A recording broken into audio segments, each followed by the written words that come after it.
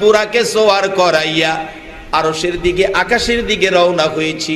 আমি দেখি আমার নবী এত সুন্দর বুরাকে বসার পরেও দুইটা চোখের পানি জর্জর করে পড়তেছে।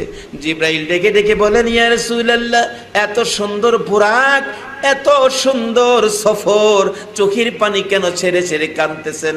আমার নবী ডাকতেছে, জিব্রাইল, এত সুন্দর বুরাকে আমি নবী উঠলাম রে, আমার উম্মতেরা উঠতে পারবো নি। এই সুন্দর বুরাক আমার উম্মতের জন্য বাজেট হইবনি, আমি আমার উম্মতের মায়াই কান্দি। আমার আল্লাহ বলেন, জিব্রাইল রে, আমার বন্ধুর কানে খবর দে, এই সুন্দর বুরাক বন্ধুর উম্মত যারা হবে রে, একটা করে বুরাকের বাজেট আমি আল্লাহ উম্মতের দিয়ে দিলাম। আমার নবী ভালো পোশাক গায়ে দিতেন না।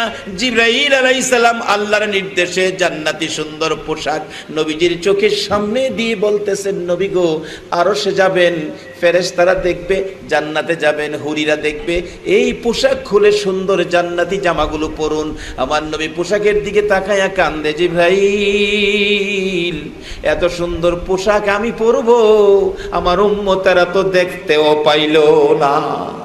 এই পোশাক যদি আমার উম্মতের জন্য বাজেট না হয়, আমি নবী এই পোশাক গায়ে লাগাইব না। এই দরুদি নবী কাঁদতে থাকলে আমার আল্লাহ ঘোষণা করে দিয়েছেন, বন্ধু গো, কথা দিলাম তোমার উম্মত যারা হবে গো, এই সুন্দর পোশাক তোমার উম্মতের জন্য বাজেট দেওয়া হলো। নবীর জীবনে কোনো সুখ করে নাই, শুধু আপনার আমার জন্য। সেই নবীর কথাগুলো আমাদের মানতে হবে। নবী নিজে বলেছেন, আল্লাহ আমি যে বলছি মারবো,